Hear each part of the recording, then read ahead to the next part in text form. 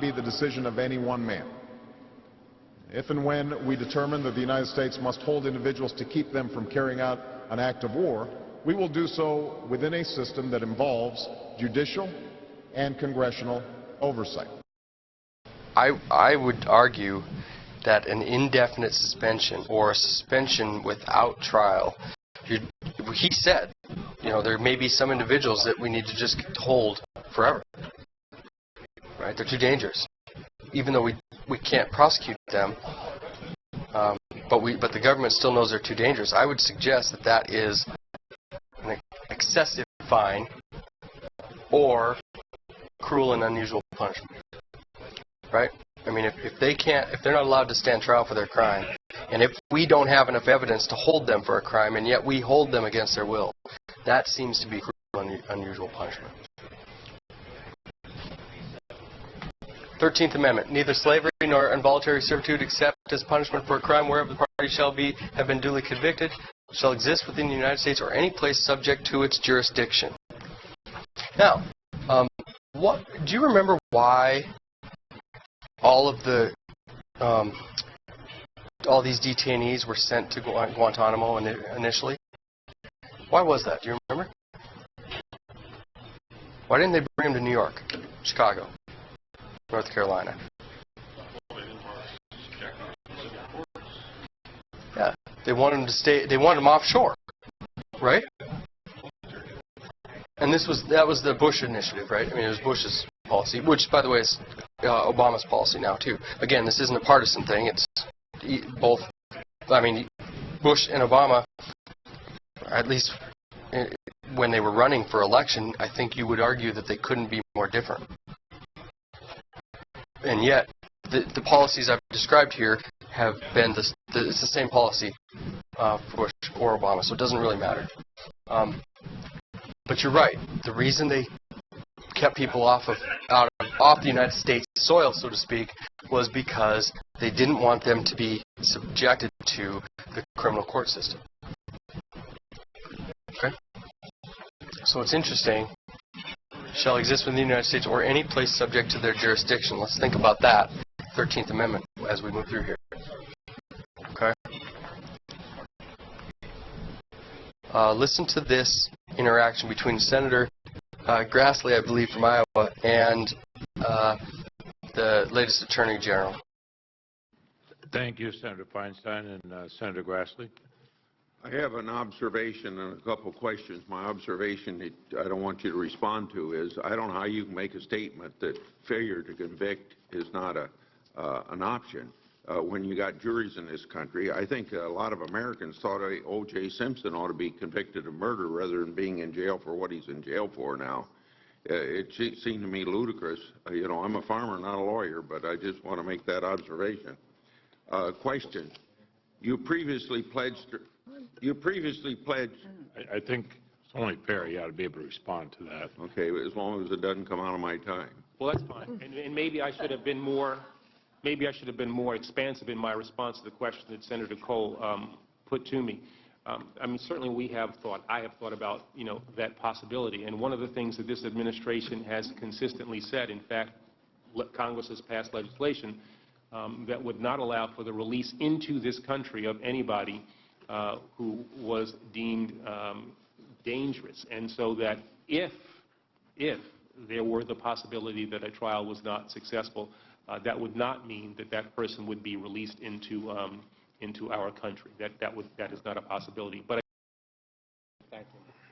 thank you, Mr. Attorney General. I've quite frankly enjoyed working with you on this difficult topic, and I'm afraid we've reached different conclusions. But this is an important discussion for the American people to understand, you know, how this affects us now and in the future. The first thing I would like to make the public understand is that you're not suggesting if by some 1 in a million fluke one of these defendants were acquitted or given a short sentence that they would be released anywhere, are you? no. We would hold them as an enemy combatant. No, as indicated to Senator, or as I should have indicated to Senator Cole when that question was initially asked of me, I think we have congressional restrictions on how these people would be treated in such a circumstance, so that, no, that would not be. But the administration's position would be, and this is not going to happen. I'm here to tell you that I'm sure he will get convicted in federal court, but not because we're threatening the judge or the jury, but just because of the nature of the case. That's not really my concern about what happens to him, because he will get his day. He will meet justice. But in the future, if one of these terrorists were taken to federal court and somehow acquitted or given a short sentence, and the administration still felt they presented a military threat to the country, you would have the legal authority to hold them as an enemy combatant, right? I certainly think that under the regime that we are contemplating, the potential for detaining people under the laws of war, that ability, we would retain that ability. The phrase, the regime we are contemplating, is problematic. They're talking about retaining people under the laws of war. The difficulty with this is, one, we aren't at war. We haven't declared a war, right? There's been no war declaration. Two, it sounds from his statement, regime that we are contemplating, is that we are making decisions about how these things are going to occur now, rather than looking at the constitutional standard and saying, how should we deal with these problems? Okay? Failure is not an option. If a suspected terrorist is acquitted, we will still ship that terrorist back into an open-ended military detention.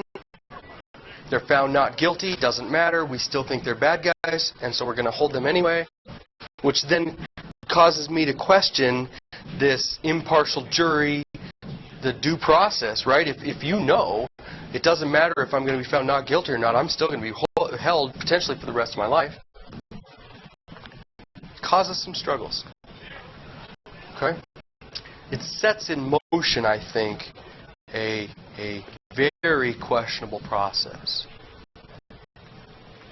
These cases have to be won.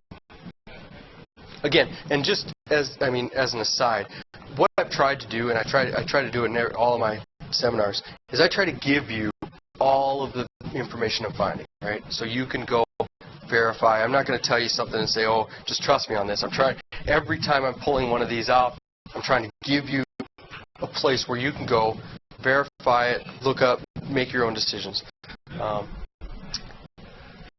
Yeah. Okay. So I'm assuming what you're getting at in all this is that because labeled supporters of Ron Paul, etc., as terrorists, that people like that are subject to this Patriot Act and could end up in Guantanamo for a lifetime. There's no doubt. I'm not suggesting that. I'm telling you that is exactly the case. And that's one of the reasons why I've been trying to make it very explicit that the Patriot Act does not make any distinction between citizens and non-citizens.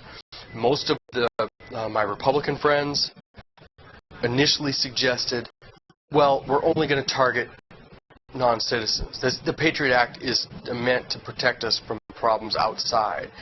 The Patriot Act is not written with a distinction that way. And so the problem is, as you said, if your government says that you are an enemy combatant, you can be taken to Guantanamo and you have no rights. Doesn't matter if you're a United States citizen. Doesn't matter if you voted for the current president. If your president says you are an enemy combatant, under the Patriot Act, you have no more rights than Khalid Sheikh Mohammed. Okay? Now, I'm not suggesting that the Patriot Act is constitutional. I mean, clearly. Okay? But, if you follow this the way it can go, then any American citizen could suffer the same consequence. And to be honest, one of the things that's problematic about that is then you have no ability to defend yourself. Right? they can whisk